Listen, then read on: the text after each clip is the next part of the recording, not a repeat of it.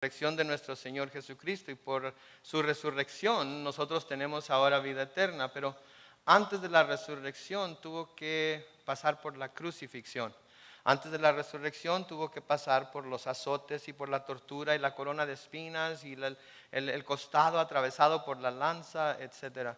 Y la palabra de Dios nos dice que por sus llagas o por su llaga somos nosotros sanados. Y creo que está muy al momento lo que vamos a estudiar aquí en Hechos capítulo 3, porque lo que vamos a ver es que vamos a ver la historia de un hombre que estaba sentado a una de las puertas del templo, que estaba enfermo, que necesitaba sanidad, que necesitaba ser hecho completo, entero, y que a través de toda su vida no había encontrado la manera de encontrar esa sanidad.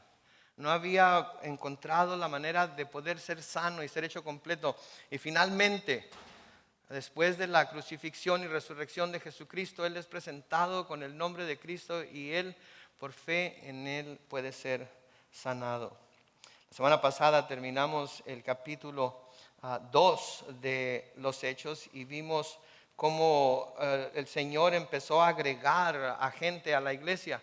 Después de que Pedro predicó ese poderoso mensaje del Evangelio de Jesucristo, dice la palabra que 3,000 hombres, 3,000 almas se agregaron a la iglesia en ese momento. Así es que pasó de ser una iglesia de 120 personas a ser una iglesia de 3,120 personas en un solo día.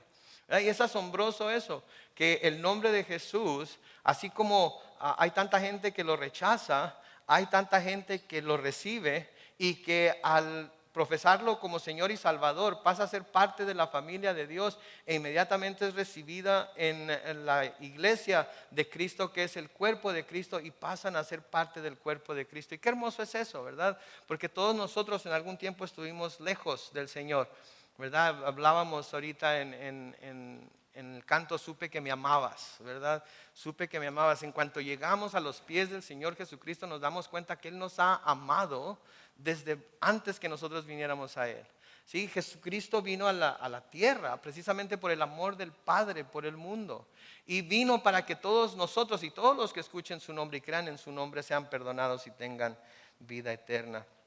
En los últimos 3 versículos del capítulo 2 de los Hechos nos habla acerca de lo que Pedro está haciendo, y nos dice que con muchas otras palabras les hablaba y los animaba y les decía: pónganse a salvo de esta generación perversa. Y fue así como los que recibieron su palabra fueron bautizados, y ese día se añadieron como 3,000 personas, las cuales se mantenían fieles a las enseñanzas de los apóstoles y en el mutuo compañerismo en el partimiento del pan. Y luego, noten lo que dice en el versículo 46. Todos los días se reunían en el templo y partían el pan en las casas y comían juntos con alegría y sencillez de corazón, mientras alababan a Dios y brindaban ayuda a todo el pueblo, ya que cada día el Señor añadía a la iglesia a los que habían de ser salvos. Y noten que es el Señor el que añade a la iglesia. Si no es el hombre el que añade a la iglesia. No es el hombre el que tiene el poder para añadir a la iglesia. El hombre intenta usar diferentes métodos, diferentes situaciones, intenta usar días como este, ¿verdad? Cuando mucha gente viene a la iglesia, tratar de predicar un sermón que mueva el corazón y que llame a la gente al arrepentimiento, para que más gente se convierta a Cristo y sea parte de nuestra iglesia. Bueno, saben que el hombre puede hacer todos los esfuerzos que quiera, pero el único que va a agregar verdaderamente a cualquier persona a la iglesia es Dios.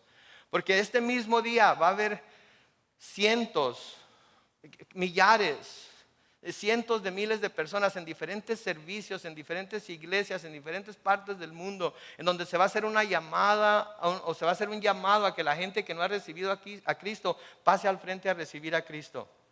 Y muchos van a pasar, ¿sí? Movidos por la emoción quizás, sintiendo remordimiento por su pecado, sintiendo que se han apartado de Dios y que necesitan acercarse a Él. Pero de esos cientos de miles va a haber muchos que en realidad se convirtieron al Señor, y muchos que no fue así, sino que fue simplemente la emoción del momento. Y en cuanto vengan las pruebas y las tribulaciones, y cuando empiece a haber problemas caminando con el Señor y no reciban todo lo que esperaban de Dios, se van a apartar. Se van a apartar porque fue simplemente una emoción. Sí, pero cuando el Señor agrega gente, cuando el Señor, la gente que fue traída por el Señor, la gente que fue atraída por el Padre a los pies de Cristo, esas personas van a permanecer fieles, van a ser transformadas, van a ser cambiadas, van a hacer una nueva creación. Y eso es lo que vamos a ver aquí hoy. Un solo hombre. ¿Sí? No fueron los discípulos a hacer una campaña evangelística, ¿verdad? No pusieron una carpa blanca fuera del templo en Jerusalén y empezaron a decir: vengan hoy, va a haber un gran servicio de sanidad, o vengan hoy para ver el gran movimiento del Espíritu Santo, vengan hoy porque el predicador fulano de tal va a estar aquí, y todos los que estén enfermos y todos los que se sientan que no son parte de la sociedad, y todos los que se sientan desechados por el mundo, todos van a ser recibidos. No.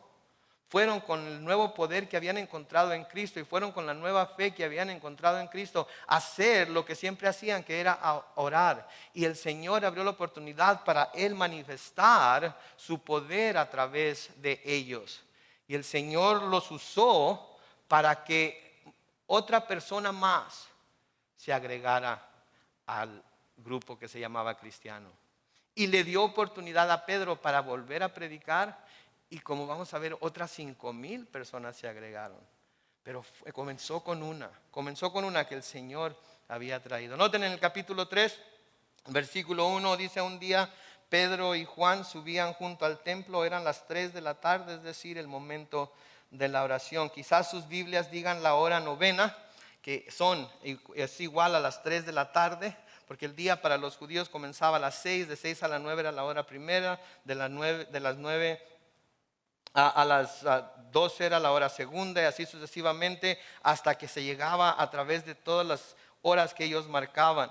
En el versículo 2 dice: y vinieron ahí y vieron ahí a un hombre cojo de nacimiento. Todos los días era puesto a la entrada del templo, en la puerta llamada la Hermosa, para pedirles limosna a los que entraban en el templo. Noten, el médico Lucas, aquí bajo la inspiración del Espíritu Santo, nos señala específicamente que este hombre era cojo de nacimiento. No se había lastimado, no se había caído, no se había enfermado y de eso le vino la cojera de los pies. No, era cojo de nacimiento. Nos dice que lo ponían en el mismo lugar todos los días. Estas cosas son importantes. Lo ponían en el mismo lugar todos los días. Y si lo ponían en el mismo lugar todos los días, quiere decir que todos los días la gente que entraba al templo por esa puerta estaba viendo a esta misma persona. Entonces, sin duda era bien conocido por muchos de los que acostumbraban a entrar al templo por esta puerta llamada la Hermosa. Ahora, la puerta llamada la Hermosa se supone, se cree, por lo que nos dicen los historiadores, que era una de las puertas más hermosas del templo. De hecho, el historiador judío Josefo, en su obra Las guerras de los judíos, la describe de esta manera. Nos dice: el templo tenía 9 puertas cubiertas en ambos lados de oro y plata. Pero había una que estaba afuera de la santa casa y que estaba hecha de bronce, de Corinto, que superaba en mucho a las puertas cubiertas de oro y plata. Todas eran de igual tamaño, pero la corintia, que daba hacia el este, era mucho más grande, porque su altura era de 50 codos, o sea, como 75 pies, y su anchura de 40 codos, o sea, como 60 pies. Y estaba ornamentada costosamente, pues sus planchas de oro y plata eran más ricas y gruesas que las que cubrían a las otras. Entonces esta era una puerta hermosa, como se llamaba. Esta era una puerta que había llevado mucha elaboración. Esta era una puerta que se había trabajado. El metal tenía que haberse martillado y moldeado a lo que se necesitaba para que esta puerta fuera tan hermosa. Y saben de lo que me recuerda esto, de que el Señor Jesucristo dice: yo soy la puerta. Y Él es la puerta más hermosa por la que el hombre tiene que entrar a la presencia de Dios, por la que el hombre tiene que pasar para poder entrar al cielo. Él es la puerta, y no solamente es la puerta, sino que es la única puerta. Y ahí, en esa puerta, es en donde este hombre cojo de nacimiento es puesto. Ahora, en varias ocasiones, cuando se lleva a cabo algún milagro de sanidad en la Biblia, se nos señala cuánto tiempo había estado la persona enferma de esa enfermedad. Esto es para que no haya duda de que el milagro que se va a hacer es un milagro verdadero. Sí, se nos señala que esa persona estuvo enferma por tal o cual tiempo. Quizás se nos señale que ha estado enferma desde el nacimiento. Porque los escritores, el Espíritu Santo quiere que sepamos, y el Señor quería en el tiempo que se hicieron estos milagros, que no hubiera duda que el milagro había sido hecho por Él. Algunos ejemplos los encontramos en Lucas capítulo 13, versículos 10 al 13, en donde se nos habla de una mujer que hacía 18 años tenía un espíritu de enfermedad y andaba encorvada y no había manera de que se pudiera enderezar. 18 años andaba encorvada. Sí, estaba completamente doblada de la cintura y no había manera que se pudiera enderezar. En Juan capítulo 5, los versículos 1 al 9, se nos menciona a un hombre que había estado enfermo por 35 años y estaba junto a lo que se conocía como el estanque de Betesda y no podía por sí mismo entrar en el estanque cuando un ángel venía y movía las aguas para que la gente que lo tocara primero el agua fuera sanada. Él no podía hacerlo por su situación y no tenía a nadie que le ayudara. En Juan capítulo 9, los versículos 1 al 34, se nos habla acerca de un ciego de nacimiento, que así como este hombre cojo del que estamos hablando hoy, se sentaba y mendigaba lo que la gente le quisiera dar. En Lucas capítulo 8, los versículos 40 al 48, hablan de una mujer que padecía de flujo de sangre desde hacía 12 años y que había gastado en médicos todo lo que tenía y por ninguno había podido ser sanada. Todas estas enfermedades, todas estas personas estaban en una situación en la que nadie les había podido ayudar. Todas estas personas estaban pasando por situaciones en las que no tenían esperanza. Quizás haya entre nosotros gente que se encuentra en estas situaciones hoy. Quizás sea una enfermedad física, quizás sea una enfermedad emocional, en la que han tratado de sanar, en la que han buscado ayuda en muchas partes, inclusive hasta han gastado dinero en buscar esa ayuda, pero no la han podido encontrar. Déjenme decirles que el nombre de Cristo puede sanar cualquier enfermedad que tengamos. El nombre de Cristo puede sanar cualquier situación por la que estemos pasando. El nombre de Cristo es poderoso como lo era entonces, lo es hoy. Y cuando venimos a Él y nosotros vamos a Dios en el nombre de Cristo, Él puede sanarnos. Ahora, todas estas enfermedades, y especialmente aquellas que se mencionan que son de nacimiento, son una perfecta ilustración de la enfermedad que tiene el hombre pecador cuando no tiene a Cristo en su corazón. ¿Qué es la enfermedad del pecado? Todos hemos nacido con esa naturaleza pecaminosa de Adán. Todos hemos nacido con esa tendencia a hacer lo malo. Todos hemos nacido con esa tendencia a hacernos hacia el mal.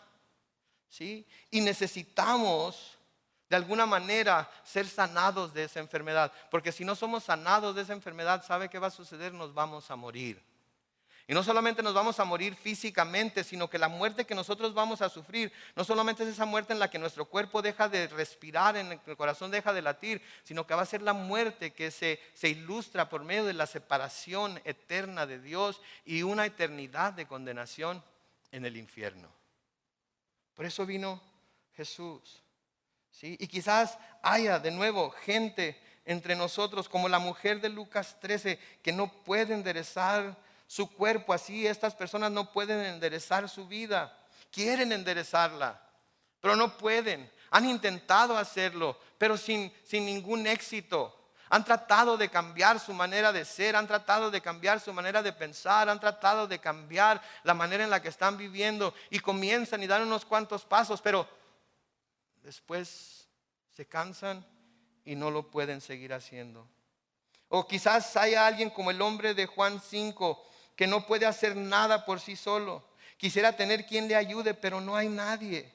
Sí, hay gente que sabe que no puede hacer nada por sí mismo. Es más, no hay ni siquiera voluntad para hacerlo. ¿Sí? Sabe que tiene un problema, pero no hay la voluntad para buscar la solución. Quizás no le importa.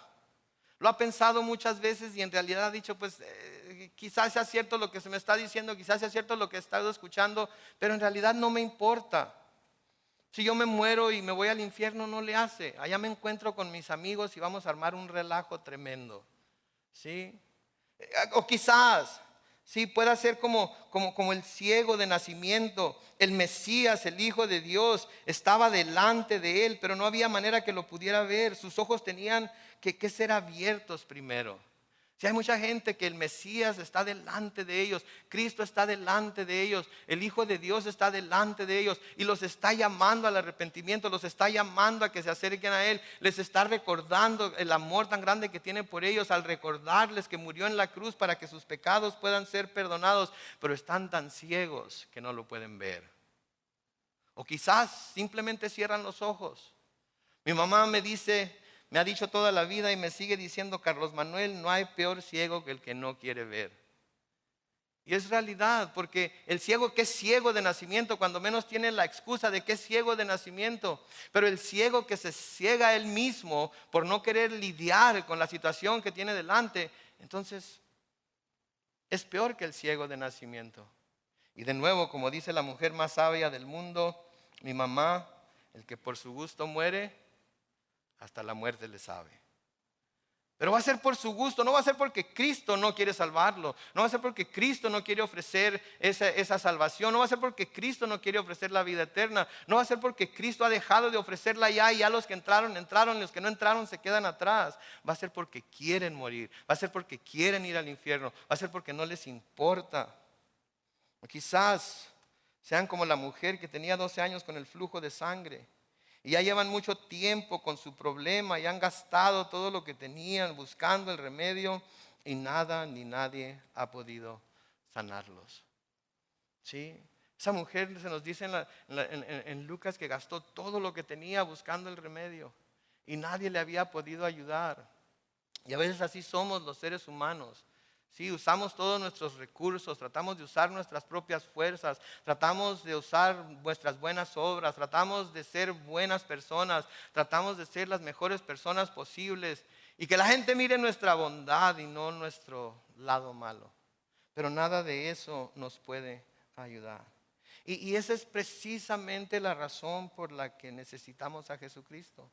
Porque por nosotros mismos, por más que busquemos la manera para salvarnos del resultado natural de nuestro pecado, que es la muerte, porque la paga del pecado es muerte, no lo podemos hacer sin Él.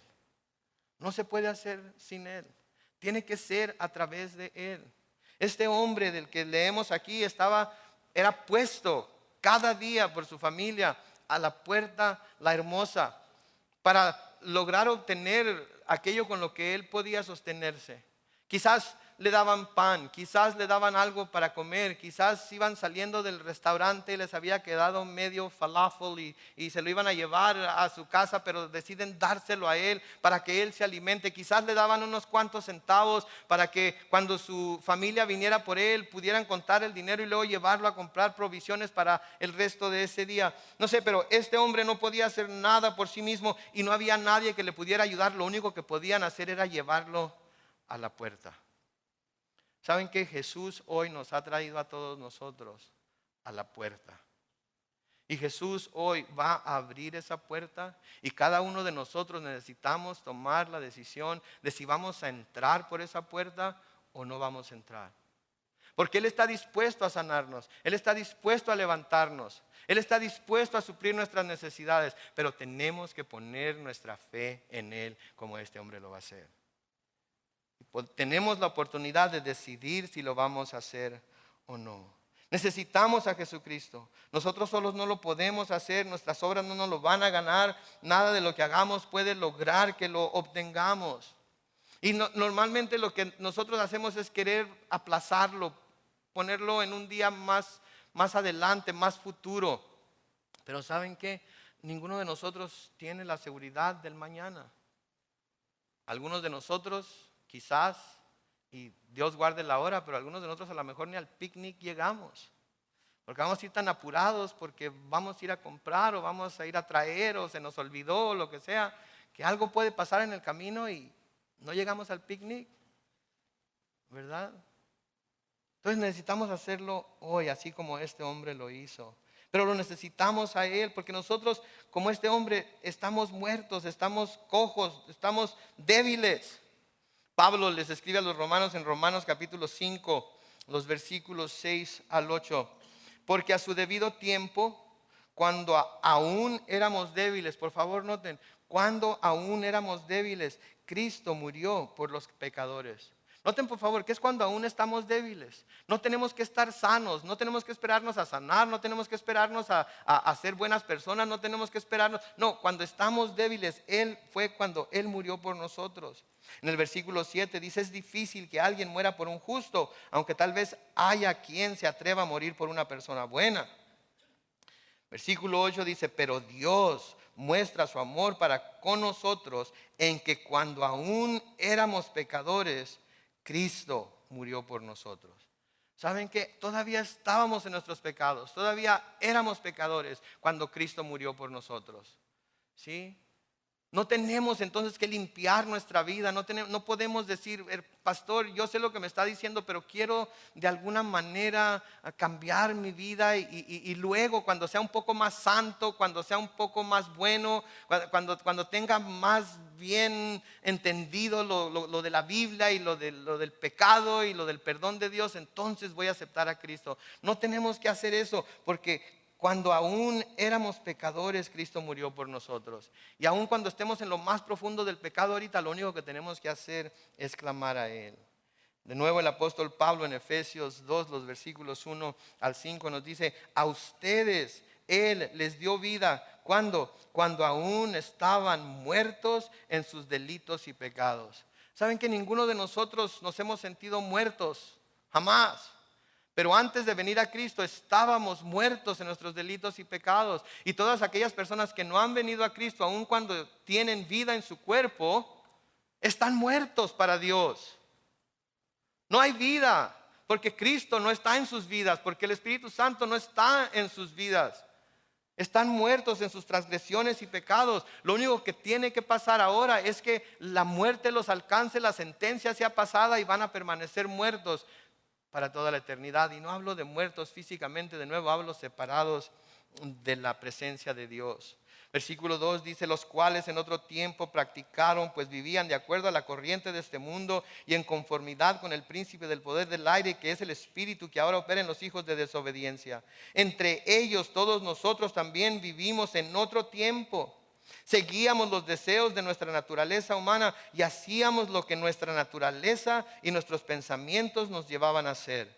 Éramos por naturaleza objetos de ira como los demás. Pero Dios, cuya misericordia es abundante por el gran amor con que nos amó, nos dio vida junto con Cristo, aun cuando estábamos muertos en nuestros pecados. La gracia de Dios los ha salvado. ¿Se fijan? La gracia de Dios, ¿sí? Es la gracia de Dios la que nos llama a que nos acerquemos a Él. Es por la gracia de Dios que nosotros podemos ser limpios. Es por la gracia de Dios que podemos ser sanados. Es por la gracia de Dios que podemos ser transformados. Nota el versículo 3 de Hechos 3. Cuando el cojo vio que Pedro y Juan estaban por entrar, les rogó que le dieran limosna. Y entonces Pedro, que estaba con Juan, fijó la mirada en el cojo y le dijo: míranos, míranos.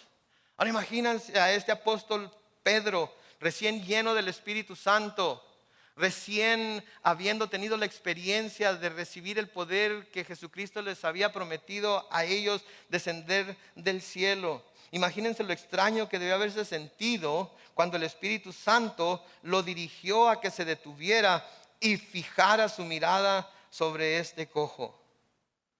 Imagínense, me imagino yo que se ha de haber sentido incómodo. Me imagino que ha de haber sentido ese impulso de pasar por donde estaba el cojo y seguir de largo. Pero algo lo hizo que volteara y lo viera y fijara su mirada en él.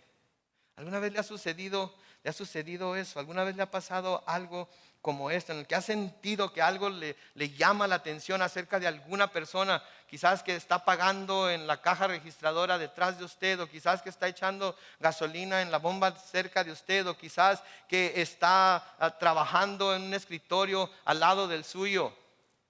¿Sí? Y siente como que algo lo llama a que ponga su atención en esa persona, a que lo vea o la vea a ella. Se siente extraño, ¿no es cierto? Se siente raro. Y empieza a pensar uno: ¿seré yo? ¿Por qué esta atención a esta persona? Yo creo que así como Pedro y Juan fueron dirigidos por el Espíritu Santo a dirigirse a este cojo y a ser usados por Dios para traer un milagro a la vida de este hombre, así también el Señor pone esas oportunidades en nuestra vida día con día, con día, con día, para que nosotros también podamos ser usados por Dios y podamos ver el poder sobrenatural de Dios moverse a través de nosotros. Pero contrario a lo que Pedro y Juan hicieron, nosotros no nos detenemos, seguimos de largo. Y no debemos hacer eso. No debemos tener temor, no debemos de avergonzarnos, no debemos de decir, ay no, me van a rechazar o lo que sea. ¿Saben qué? Porque si nos rechazan a nosotros, también a Jesús lo rechazaron. Y acuérdense muy bien lo que dice el Señor Jesucristo. Si nosotros nos avergonzamos de Él aquí en la tierra, ¿qué va a suceder?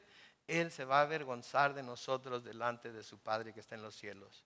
Entonces debemos de tomar estas palabras en serio y debemos nosotros de tomar toda oportunidad para hablar con la gente que Dios nos pone enfrente, especialmente cuando tienen una necesidad, la cual nosotros podemos orar por ella, podemos nosotros hablarles de cómo Jesús puede, primero que todo, salvar sus almas eternas y después intervenir en sus vidas para que las situaciones por las que están pasando quizás no cambien y se hagan algo que son llenas de felicidad, pero cuando menos da la fortaleza para seguir adelante. Tenemos que ser sensibles a la dirección del Espíritu Santo en nuestras vidas. Amén.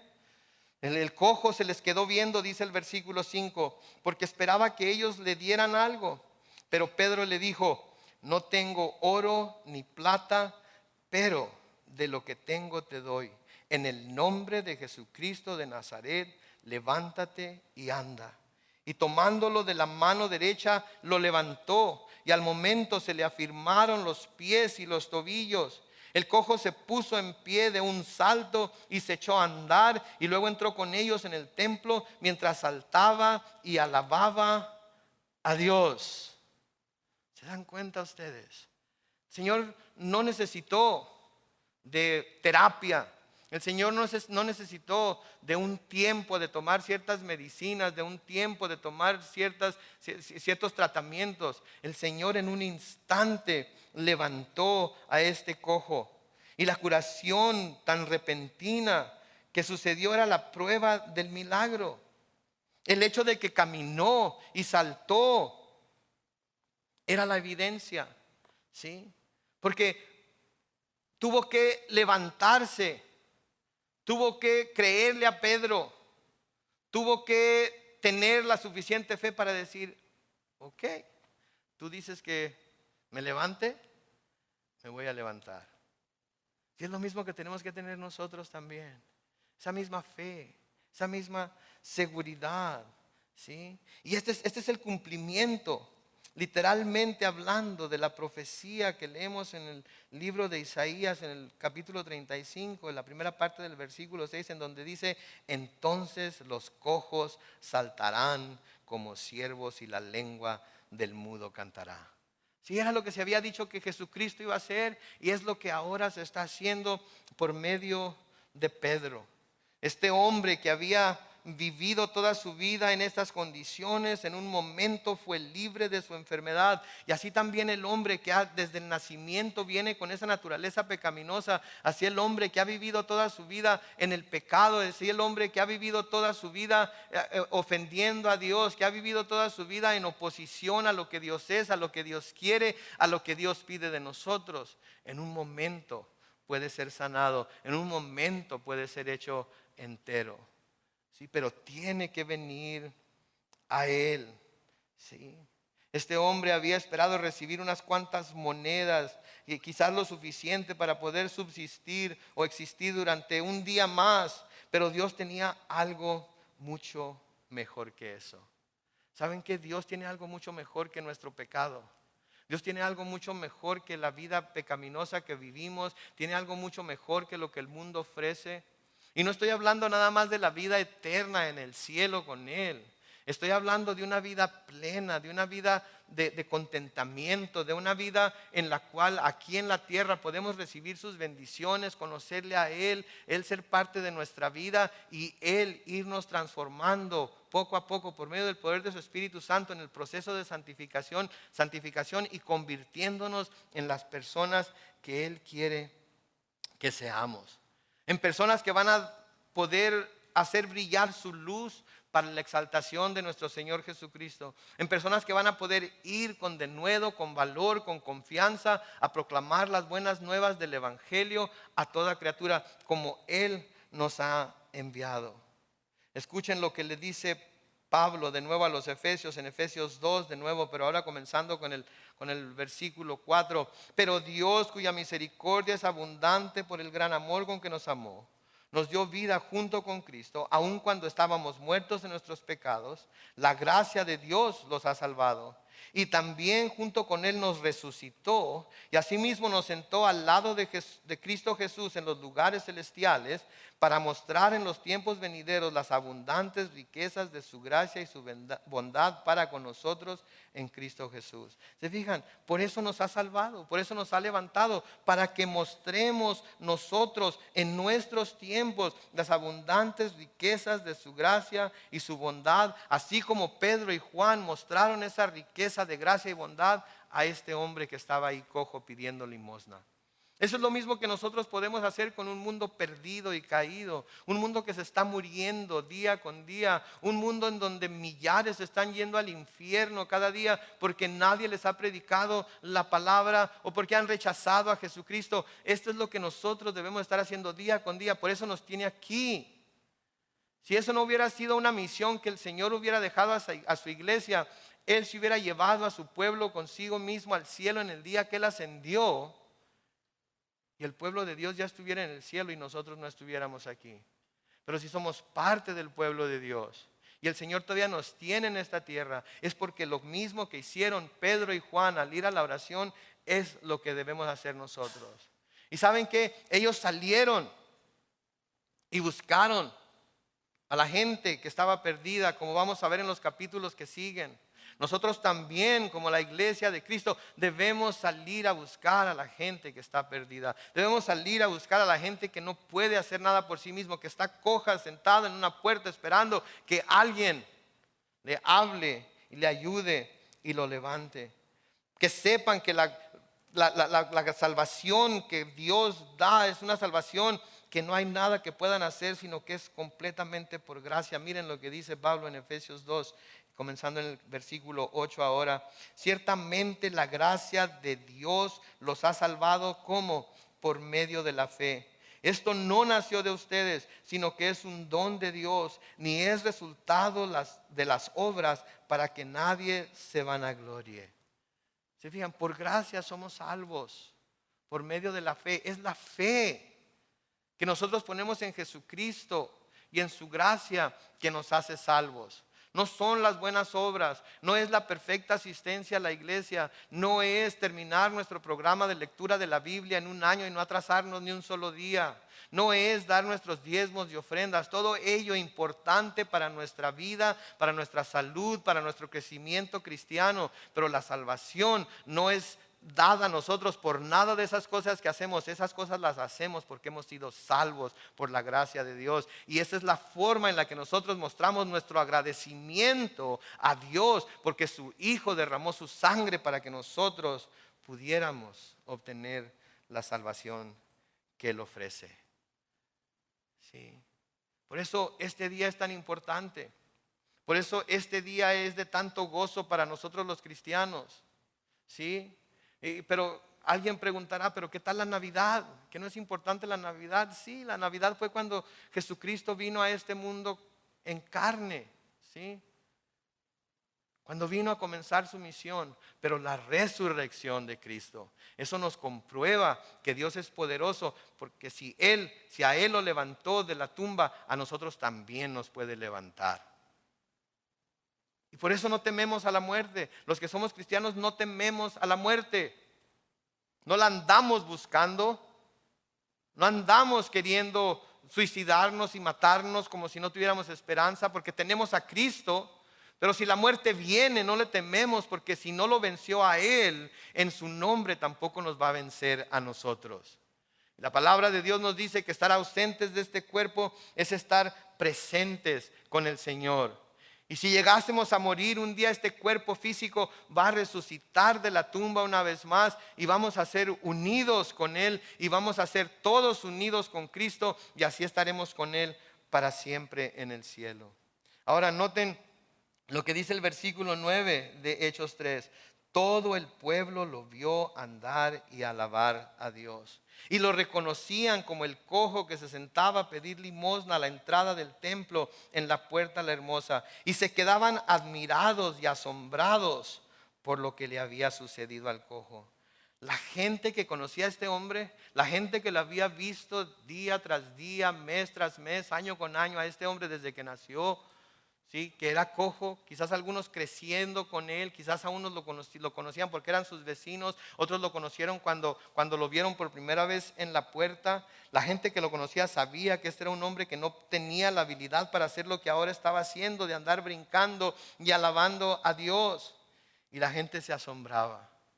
¿Saben qué es lo mismo que sucede con el pecador arrepentido? La gente que nos conoce cuando andamos en el mundo, cuando estamos completamente entregados a nuestro pecado, cuando nos ve cambiados por el poder transformador de Jesús, se asombra. Porque miran la novedad de nuestras vidas, miran cómo hemos cambiado, miran cómo ha cambiado nuestra manera de ser, nuestra manera de pensar. Y aún la que no nos conoce personalmente puede ver que hay algo diferente en nosotros, en la manera que hablamos, la manera en la que desempeñamos nuestro trabajo, en la manera en la que afrontamos nuestros problemas. Sí, porque nuestro cristianismo, nuestra cristiandad debe ser manifestada en todo aspecto de nuestra vida. En todo aspecto de nuestra vida, nuestro cristianismo, nuestra cristiandad debe de verse. ¿Sí? Yo fui a la universidad y estudié diseño de modas. Yo sé que no parece, pero estudié diseño de modas. ¿Ok? Y aún con una licenciatura en diseño de modas necesito que mi esposa me diga qué va con qué, porque si no, no le doy al clavo. Y me acuerdo una de nuestras profesoras nos decía, miren, todo lo que ustedes tienen tiene que anunciar que son diseñadores de moda. Todo lo que ustedes tienen, su chequera, su cartera, ¿sí? Los lentes que usan, ¿sí? La forma en la que se cortan el cabello, ¿sí? Todo tiene que anunciar que ustedes son diseñadores. Así es que yo busqué una chequera con muchos colores y cosas así, para que donde quiera que sacaba la chequera y hacía un cheque dijeran, ¿eres diseñador de modas? No funcionó. Yo creo que la manera en la que me vestía me delataba que no lo era, ¿verdad? Pero en fin, así debemos de ser nosotros también en nuestro cristianismo. Así debe ser nuestra vida de cristianos. Todo lo que hacemos debe de manifestar que somos de Cristo. Debe manifestar que somos criaturas cambiadas, transformadas por Él. ¿Sí? Y la gente que nos ve debe de saber que hemos sido transformados por Él.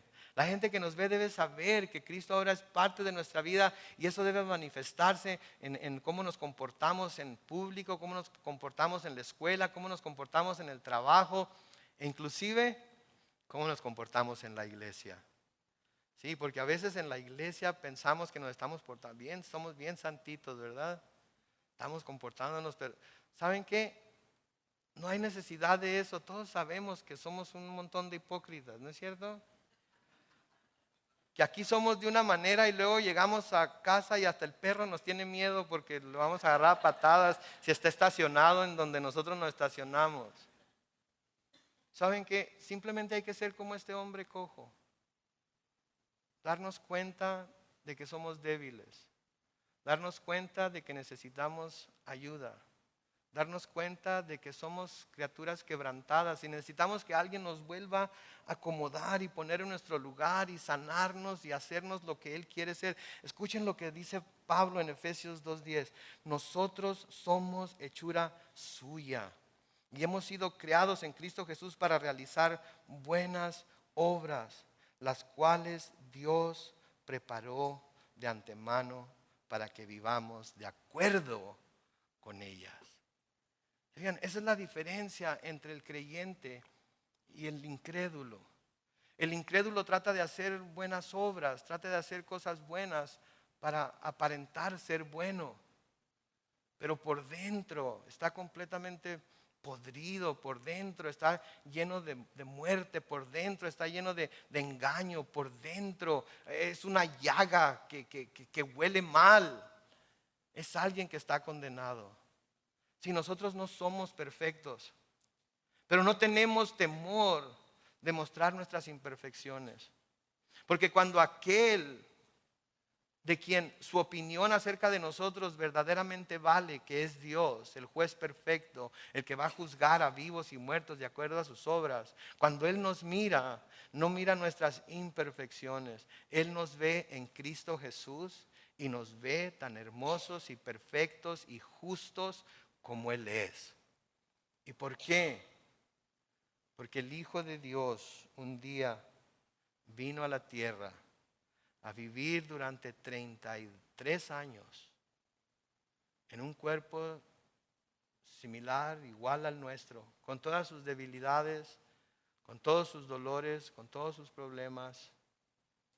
Y luego, después de enseñarnos el camino al Padre, fue injustamente arrestado, juzgado y sentenciado a muerte.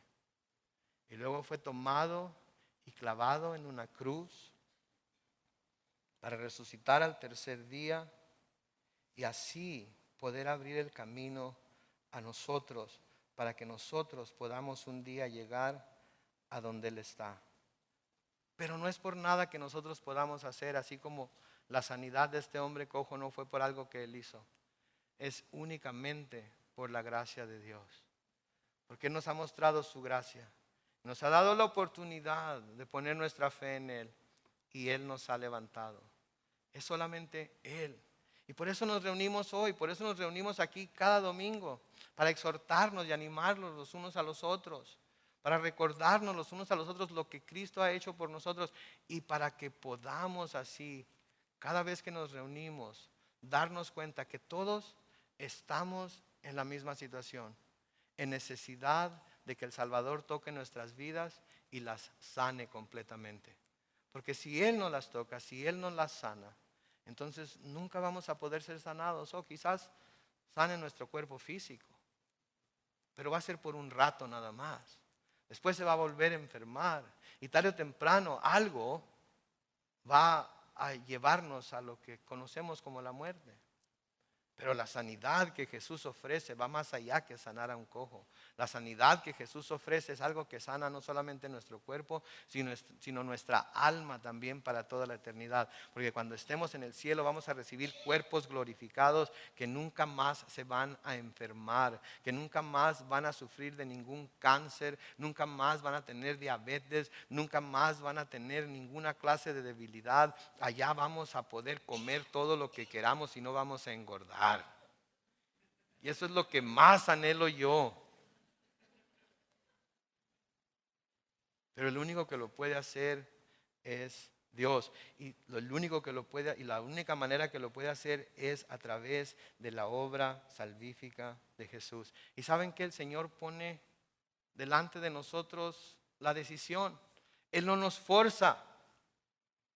Él nos ha dado el libre albedrío y Él quiere que nosotros decidamos.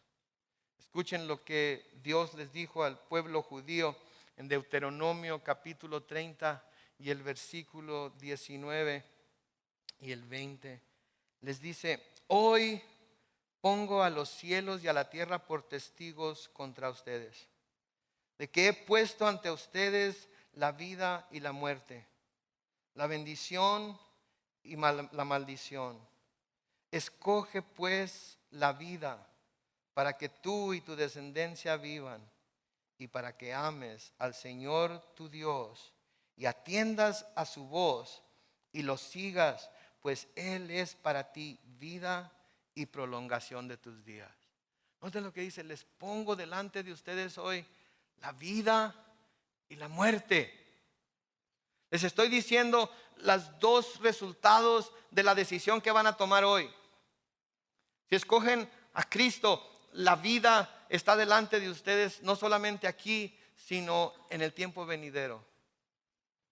Si lo rechazan, lo único que pueden alcanzar es muerte. Es muerte. Porque el único que puede resucitar a los muertos es Jesús. Y si no venimos a Él, si no creemos en Él, nuestra resurrección es imposible. Señor Jesucristo en Juan capítulo 11, versículos 25 y 26, dice las siguientes palabras: yo soy la resurrección y la vida. El que cree en mí, aunque esté muerto, vivirá. Y todo aquel que vive y cree en mí, no morirá eternamente. Y luego dice, ¿crees esto? Y yo les pregunto a ustedes hoy, ¿creen esto? Porque si no lo han creído, hoy Dios los ha traído aquí para darles otra oportunidad de que lo crean. Y yo no les puedo decir, esta es su última oportunidad, pero con toda confianza les puedo decir que yo no sé si esta vaya a ser su última oportunidad. Escojan, por favor, la vida. Amén. Oremos. Padre Celestial, te damos gracias por tu amor y misericordia. Te damos gracias, Señor, por la bendición de conocer a este nombre glorioso de Jesucristo, de haber respondido, Señor, favorablemente a Él, positivamente a Él, y de saber que sabemos que tenemos vida eterna. Señor, yo te pido por todas las personas que estamos aquí reunidos ahorita, Señor. Y te pido que si hubiera alguien entre nosotros que aún no ha creído esto, que aún no ha venido a los pies de Cristo, que ha estado rechazando la oferta de vida eterna, Señor, te pido que hoy tú te muevas en su corazón y que tome la decisión de seguir a tu Hijo Jesús. Y así con todos los rostros inclinados y con los ojos cerrados, yo quiero hacer la pregunta, necesito hacer la pregunta. Si hay quienes todavía no han recibido a Cristo hoy, ahorita mismo lo pueden recibir. Lo único que tienen que hacer es levanten su mano ahí donde están. Y vamos a guiarlos en una oración, por medio de la cual ustedes pueden hacer una profesión de fe ante el Señor y Él los recibirá. Si quieren recibir a Cristo por primera vez hoy, alcen su mano. Sí, yo los voy a ver y voy a orar por ustedes. ¿Hay alguien que quiera recibir a Cristo hoy? Ok, todo el mundo es salvo, gloria a Dios. Quizás sea cristiano que se ha apartado de los caminos de Dios y quiera volver a Él, quiera ser restaurado a sus caminos. Si eso es lo que necesita, alce su mano y voy a orar por usted. Quizás está enfermo y ha querido sanar por mucho tiempo, ha buscado de muchas maneras el remedio para su enfermedad, pero no lo ha encontrado. Alce su mano. Dios te bendiga, voy a orar por ti. Dios te bendiga allá atrás, voy a orar acá a un lado también. Bendiciones acá también. Alguien más, alguien más. Acá también, otra mano. Sí, alguien más. Oremos. Padre Celestial, te damos gracias por estas manos que se han alzado en esta mañana, Señor. Padre, ya sea que quieran recibirte por primera vez o que necesiten ser tocados por ti para ser sanados, oh Dios. Padre, te pido que por el poder de tu Espíritu, oh Dios, tú les toques y que ellos puedan ser hechos sanos y salvos de este momento en adelante, Señor. Padre Santo, yo sé que tienes el poder para sanar hasta la más difícil de las enfermedades que el hombre no puede sanar. Padre Santo, yo sé que tú tienes la habilidad para perdonar el más profundo y horrendo de los pecados, oh Dios. Así es que si hubiera alguien aquí todavía que necesita acercarse a ti, Señor, dale la oportunidad de rendirse a los pies de Cristo, de venir a Él, arrepentirse, pedir perdón y saber en su corazón que es salvo y que puede tener la esperanza de la vida eterna. Señor, bendecimos tu nombre. Te damos gracias, Señor, por lo que celebramos hoy, la resurrección de nuestro Señor Jesucristo. Te pedimos que bendigas, Señor, todo lo que vayamos a hacer este día y, Señor, que nos ayudes a poder seguir adelante con nuestra vida, siendo como Pedro y Juan, yendo a todas las puertas en donde encontremos gente enferma, yendo a todas las puertas en donde encontremos gente que te necesita, mirándolos a los ojos y decirles: ¿sabes qué? Yo no tengo la manera de darte oro o plata, yo no tengo la manera de darte quizás todo lo que necesites, pero tengo la manera de darte lo que más necesitas, que es a Cristo Jesús. Así es que en el nombre glorioso de Jesús de Nazaret, levántate y anda y camina con Él de este día en adelante. Bendecimos tu nombre, en el nombre de Cristo Jesús.